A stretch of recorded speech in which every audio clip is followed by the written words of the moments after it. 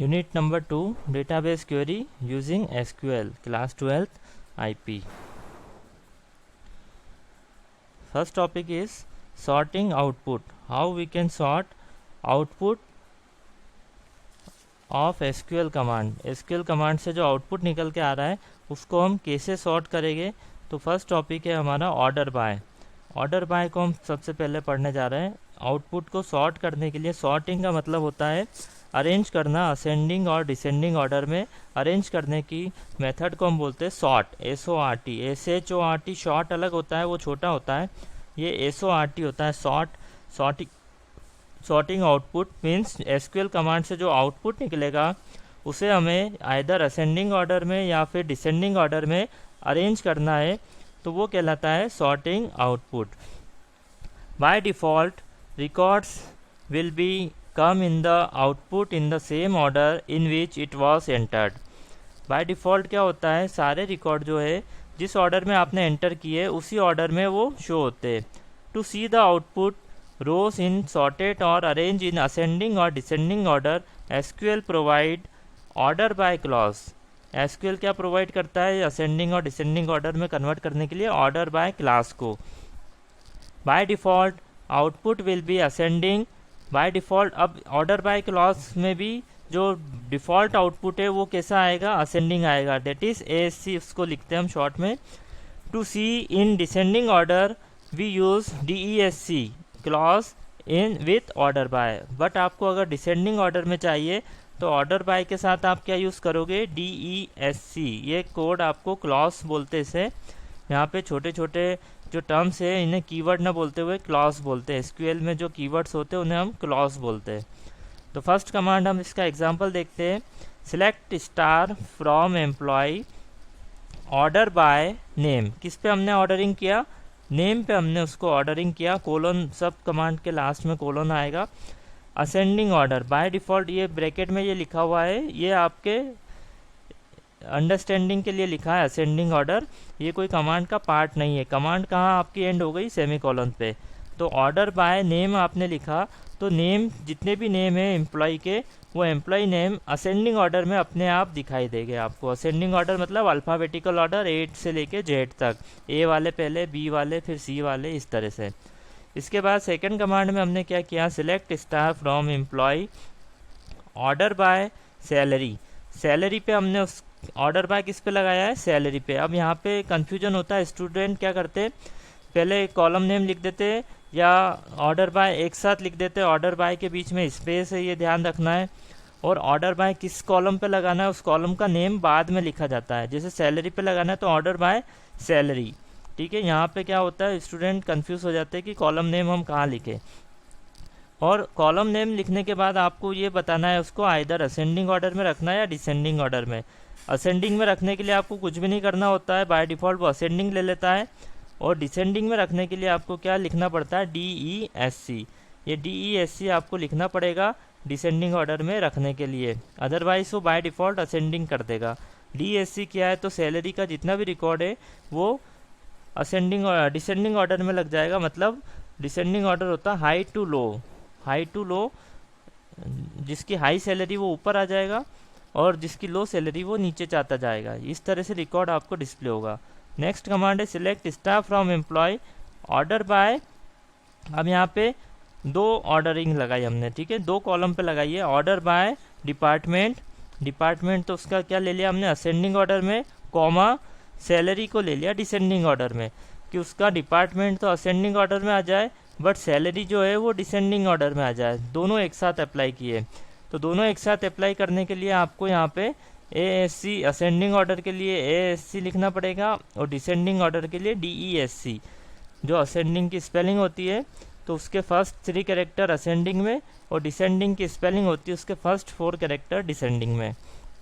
तो दोनों कॉलम पे अप्लाई हो जाएगा. डिपार्टमेंट तो A to Z उसके अरेंज हो जाएंगे और सैलरी जो है highest salary department wise, highest salary जो ऊपर आ जाएगी उसके बाद लोएस्ट सैलरी आती जाएगी. ठीक है, तो ये दो कॉलम पे हमने एक साथ ऑर्डर बाय अप्लाई किया है. ये क्लियर है ऑर्डर बाय. तो ये है सॉर्टिंग आउटपुट. इसके बाद नेक्स्ट टॉपिक आता है ऑर्डर बाय. कंप्लीट हो गया. इसके बाद नेक्स्ट टॉपिक जो है हमारा एग्रीगेट फंक्शंस। ठीक है, एग्रीगेट फंक्शंस 5 टाइप्स के होते हैं, पहले भी मैंने बताया आपको। और एक और होता है 6 टाइप का काउंट स्टार। इस 6 टाइप आप एक काउंट ही होता है वो, बट काउंट एस्ट्रिक इन्होंने एक एक्स्ट्रा टाइप बना दिया उसका। जनरली वो 5 टाइप ही होते हैं। तो aggregate function is use to perform calculation on group of rows and return the calculate summary like sum of salary, average of salary. Aggregate जब भी आपके माइंड में आए एग्रीगेट करना है तो group of function, group of रोज पे work करना है आपको। किस पे वर्क करना है? ग्रुप पे, ग्रुप क्वांटिटी पे आपको वर्क करना है। तो वो किसके थ्रू होगा? एग्रीगेट फंक्शन से। एग्रीगेशन आप जैसे ही माइंड में आए तो आपको ये 5 फंक्शन 6 फंक्शन यहाँ पे कह रहे हैं, तो 5-6 फंक्शन जो है एग्रीगेट के माइंड में आ जाना चाहिए कि हमें एग्रीगेशन करना है। तो इसका पहला फंक्शन है सम। एग्रीगेट सम होगा, सारी सैलरी का सम हो जाए। एवरेज सैलरी कैलकुलेट हो जाए, एवीजी लिखते हैं उसको, एवीजी। काउंट, रोज को काउंट करना है, total number of rose count करना है। मैक्सिमम निकालना है, ग्रुप में से कोई मैक्सिमम फाइंड आउट करना है। मिनिमम, कोई ग्रुप में से मिनिमम फाइंड आउट करना है। काउंट एस्टेरिक और काउंट, इन दोनों में डिफरेंस होता है जो मैंने आपको पहले भी बताया था। काउंट एस्टेरिक क्या करता है? नल वैल्यूज, नल रोज को भी काउंट कर लेता है। वो काउंट आपने स्पेसिफिक दिया है तो वो पर्टिकुलर कॉलम को वैल्यू को काउंट करेगा, नल वैल्यू को स्किप कर देता है। तो ये डिफरेंस होता है काउंट और काउंट एस्ट्रिक में। काउंट एस्ट्रिक जो है वो नल वैल्यूज़ को भी काउंट करता है। आगे पढ़ेंगे हम उसका। तो एग्रीगेट फंक्शन पहला देखते हैं हम। ये टेबल है आपके सामने, इसमें 4 कॉलम है। Employee name, name, department, employee number, name, department and salary. ठीक है, ये 4 कॉलम से, ये इसके डेटा से। सपोज ये टेबल आपने पहले से बना ली है। अब यहाँ पे हम कमांड पास कर रहे हैं, select sum of salary. Bracket लगाना है, ब्रैकेट में सैलरी लिखना है। जिस कॉलम का आपको सम करना है उसको ब्रैकेट में लिखना है। यहाँ पर सैलरी, फ्रॉम लगाना है, फ्रॉम सभी में लगाना है। किस टेबल से करना है? EMP table. ये हमारे टेबल का नाम है ईएमपी। ठीक है, ये हमारी टेबल है ईएमपी, ईएमपी टेबल है। अब इसका आउटपुट क्या आएगा? ये सारी वैल्यूज़ का सैलरीज का क्या हो जाएगा? समेशन हो जाएगा और आउटपुट आपको मिलेगा 16,100,000। ठीक है, 161,000। ये सारी सैलरीज का सम हो गया और आउटपुट आ गया। अब कंडीशन के साथ सम करना हमें। Select sum of salary from employee where department equal to sales. सिर्फ सेल्स डिपार्टमेंट के एम्प्लॉय का सम करना है। तो सेल्स डिपार्टमेंट ये रहा, तो इनकी सैलरीज का सम क्या होगा? इतने का सम होगा और वो आएगा 59,000। Sum of salary from employee where लगा दिया। यहाँ कंडीशन है, सारी सैलरी का सम नहीं करना हमें, कंडीशन के साथ करना है। किनका करना है? जिनका डिपार्टमेंट क्या हो? ओनली सेल्स हो। तो ये कंडीशन के साथ आप एग्रीगेट फंक्शन यूज़ कर सकते हैं। ठीक है, तो ये हो गया पहला function, aggregate function sum. Next aggregate function same table पे हम लगा रहे हैं, ये ईएमपी टेबल है हमारी। एवरेज फंक्शन कैसे यूज़ करते हैं इसको? एवरेज निकालने के लिए select average of salary from employ colon. ये कमांड आपको इसी तरह से लिखना है। एवरेज के बाद ब्रैकेट हमेशा लगाना है। एवरेज के बाद आप स्पेस दे के सैलरी नहीं लिख सकते क्योंकि ये फंक्शन है। आपको मैंने कई बार बोला, जब भी कोई फंक्शन होता है तो वो ब्रैकेट यूज़ किया जाता है। ठीक है, जब फंक्शन की बात करते हैं तो उसके आगे हमेशा ब्रैकेट आता है। तो average is the function.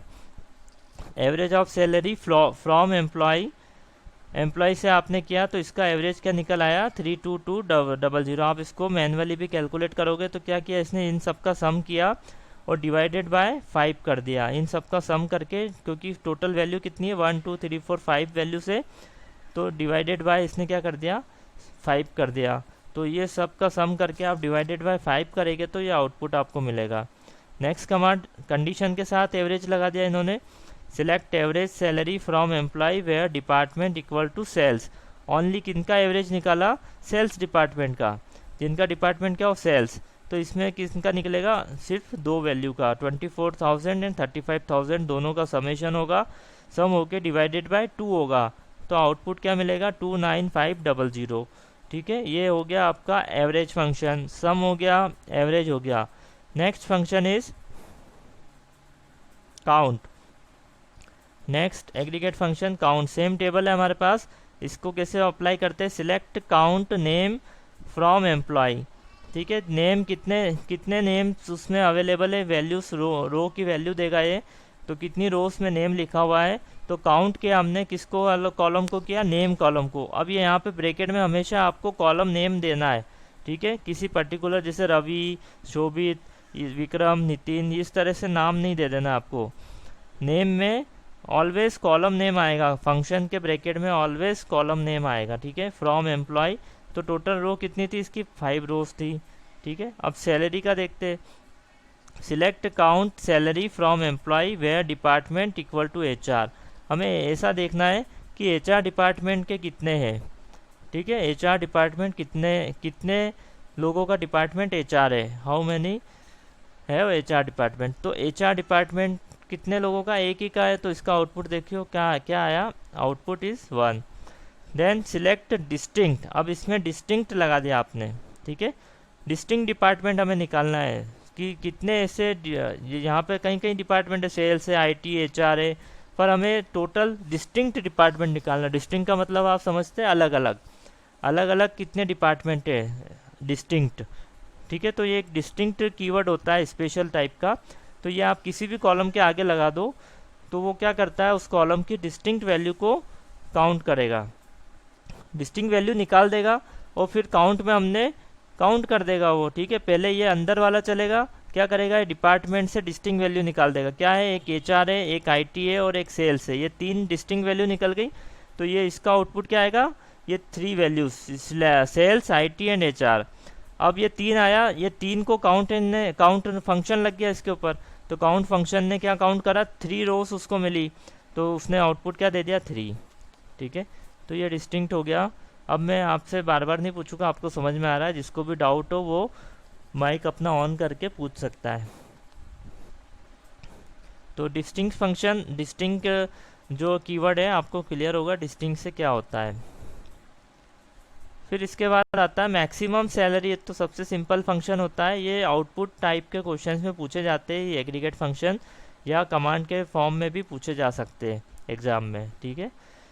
Select maximum salary from employ, ये सैलरी कॉलम में से आपको मैक्सिमम निकालना है, ठीक है।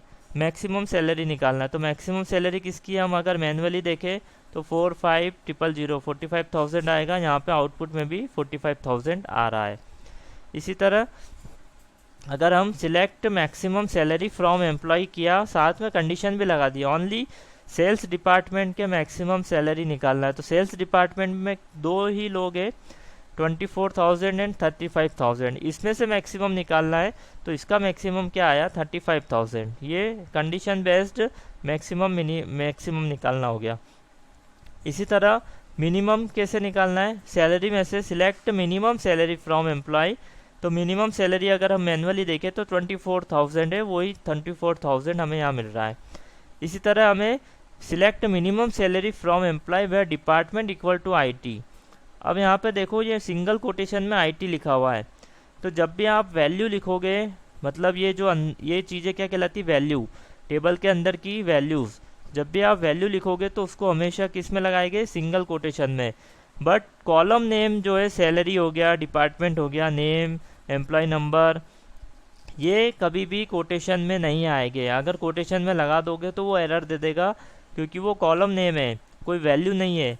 IT यहाँ पे क्या है, वैल्यू है। तो वैल्यूज़ कौन सी, स्ट्रिंग वैल्यू, जिसमें कैरेक्टर आ रहा है, अल्फ़ाबेट्स आ रहा है, उनको आपको किस में लिखना है, सिंगल कोटेशन में लिखना है या डबल कोटेशन किसी में भी लगा दो, ये ध्यान रखना है। डिपार्टमेंट इक्वल टू IT हमने लिखा, तो IT को हमने सिंगल कोटेशन में लिखा है, ठीक है। तो दोनों IT की सैलरी का क्या मिल जाएगा, हमें मिनिमम मिल जाएगा 30,000, 27,000 में मिनिमम क्या होगा, 27,000। ओनली IT डिपार्टमेंट का हमें मिनिमम चाहिए था। तो ये छोटी छोटी चीज़ें जो एरर फाइंड आउट में पूछी जाती है, जिसका आपको ध्यान रखना है। और गलती करते हैं स्टूडेंट कि कॉलम में कोटेशन लगा देते, कॉलम नेम में कभी कोटेशन नहीं आता है। ओनली जो कॉलम की वैल्यूज़ है, ये वैल्यूज़ कहलाती है, यहाँ से यहाँ तक वैल्यूज़ है। ऊपर कॉलम हेडिंग है, ये जो ऊपर दिखाई दे रही है कॉलम हेडिंग है। तो कॉलम हेडिंग में कोटेशन कभी नहीं आता है, ओनली वैल्यूज़ में आता है। वैल्यूज़ में भी कौन सी वैल्यूज़ में आता है, जो कैरेक्टर बेस्ड हो, स्ट्रिंग वैल्यू हो, उन पर आता है टेक्स्ट हो, या फिर डेट एंड टाइम, डेट और डेट पे भी कोटेशन आता है, डेट और कैरेक्टर्स पे कोटेशन आता है, नंबर्स पे कोटेशन नहीं आता। ठीक है, तो ये मिनिमम निकालना हो गया। इसके बाद काउंट एस्ट्रिक के बारे में देखते हैं। यहाँ पे देखो, एक यहाँ पे उस टेबल में एक चेंजेस कर दिया। एक यहाँ पे कॉलम जो है, कॉलम सैलरी वाला कॉलम यहाँ पे खाली छोड़ दिया है, मतलब वो क्या है, नल है। ठीक है, तो यहाँ पे क्या इफेक्ट पड़ेगा, देखो काउंट और काउंट एस्ट्रिक का डिफरेंस बहुत अच्छे से क्लियर हो जाएगा इससे आपको। Select count star from employee, count star कर दिया उसने फ्रॉम एम्प्लाई, तो स्टार कर दिया मतलब सारे रोज को वो चेक करेगा, तो सारी रो में कहीं ना कहीं उसको 6 रो मिल जाएगी, तो आउटपुट क्या मिल जाएगा, उसका 6 मिल जाएगा। बट अगर आप पर्टिकुलर कॉलम पे लगाओगे select count salary, select count salary from employee, तो वो यहाँ पे 5 ही दे रहा है। क्यों 5 दिया, क्योंकि उसकी एक वैल्यू क्या है, नल है। यहाँ पर क्या है, एक वैल्यू खाली छुटी हुई है, इसलिए वो नल वैल्यू को काउंट नहीं करता। तो स्ट्रिक जो है वो नल वैल्यू को काउंट करता है, और काउंट अगर आपने स्पेसिफिक कॉलम पे दिया है तो वो नल वैल्यू को काउंट नहीं करेगा। ये डिफरेंस होता है काउंट स्ट्रिक और काउंट विदाउट स्ट्रिक में। ये डिफरेंस कई बार एग्जाम में पूछा गया है, क्योंकि ये एसक्यूएल जो है आईपी का पार्ट रहा है, एग्रीगेट फंक्शन 12th में कई सालों से चले आ रहे हैं, तो ये डिफरेंस ऑलवेज पूछा जाता है, काउंट स्ट्रिक और विदाउट काउंट स्ट्रिक वाला। तो ये क्लियर होना चाहिए आपको, हमेशा नल वैल्यू को काउंट कौन नहीं करेगा, कौन नल वैल्यू को काउंट करेगा। एग्रीगेट फंक्शन में भी क्या होता है, नल वैल्यू को छोड़ दिया जाता है, एग्रीगेट फंक्शन भी नल वैल्यू को काउंट नहीं करेंगे, इसका ध्यान रखना है आपको। एग्रीगेट सपोज यहाँ सैलरी पे आप एग्रीगेट लगाओगे, कोई सा फंक्शन एवरेज लगाया आपने, तो एवरेज में वो 5 वैल्यू को सम करेगा और 5 से ही डिवाइड करेगा, 6 से डिवाइड नहीं करेगा। अदरवाइज अगर आपको आउटपुट में आ गया तो 6 से डिवाइड कर दोगे तो आउटपुट रॉन्ग हो जाएगा। तो इस बात का ध्यान रखना है, एग्रीगेट फंक्शन नल वैल्यू को ट्रीट नहीं करते, ओनली स्ट्रिक वाला स्ट्रिक जो है नल को काउंट करता है। ठीक है, काउंट स्ट्रिक वर्सेस काउंट, इसका अलग से डिफरेंस भी बना दिया इन्होंने, पढ़ लेते हैं हम। Count star function is use to count the number of rows in query output, whereas count function is use to count values present in any column excluding null values. ठीक है, excluding null values. Note, all aggregate function ignores the null value, जो मैंने आपको अभी बताया वो यहाँ पे लिखा हुआ है, जितने भी एग्रीगेट फंक्शन है वो नल वैल्यू को क्या करते हैं, इग्नोर करते हैं, except count asterisk. Count asterisk all rows को काउंट करता है, इसलिए वो नल वैल्यू को एक्सेप्ट कर सकता है। ठीक है, तो ये हो गया डिफरेंस, नल वैल्यू का क्लियर हो गया कॉन्सेप्ट आपको।